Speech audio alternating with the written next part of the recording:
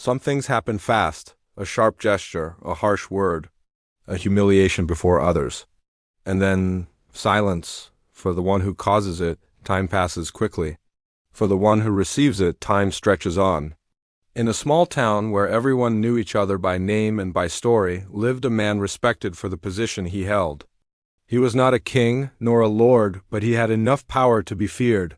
His voice was law, and his patience short. When something went wrong, the answer was immediate. There was no conversation, there was no explanation, there was correction, and always in the same way, harsh, public, definitive. Among those who felt this weight was a simple, hard-working man, known for not causing trouble. He arrived early, left late, followed orders without question. Still, he was often the target of the ruler's rigidity. A small mistake became a big reprimand. A doubt became exposure. A delay turned into shame.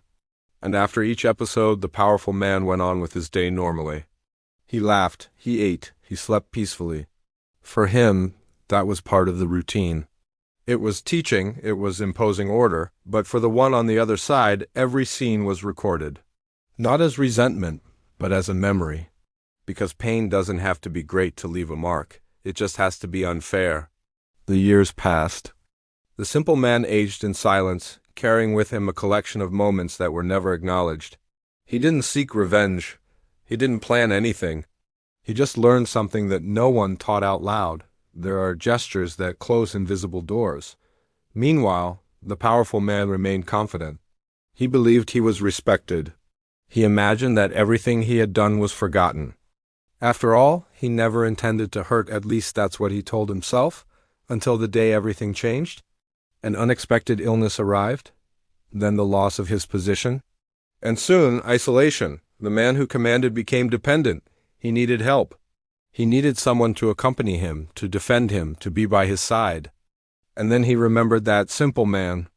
After all, he had always been there, always obeyed, always endured. It seemed natural to ask for help now. The request was made with rehearsed humility, but it still carried a silent certainty. He will help. But the answer didn't come. There was no argument, no accusation, no shouting. There was silence. Days later, when they finally met, the powerful man, now frail, asked in a tired voice, "Why does no one show up when I need them most?"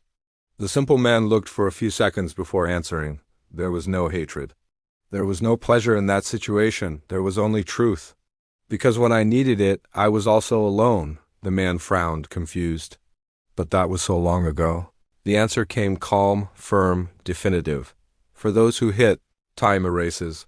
For those who get hit, time records. The silence fell heavily between them. In that instant, the powerful man tried to remember.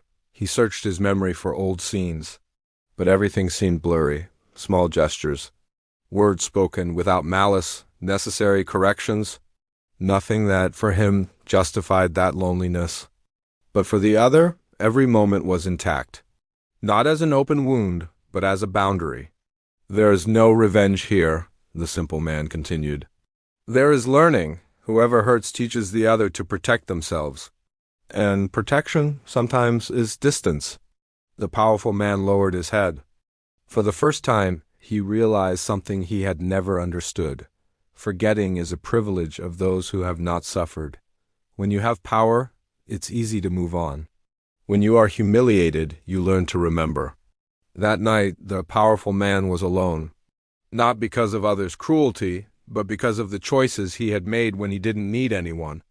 And so he understood, too late, a truth that crosses generations. He who hurts believes that everything passes, but he who is hurt learns that not everything goes back to the way it was before. The help that was not given was not punishment. It was a consequence. Because gestures build invisible reputations. And relationships are not sustained only in the moment of need, but in the memory of respect.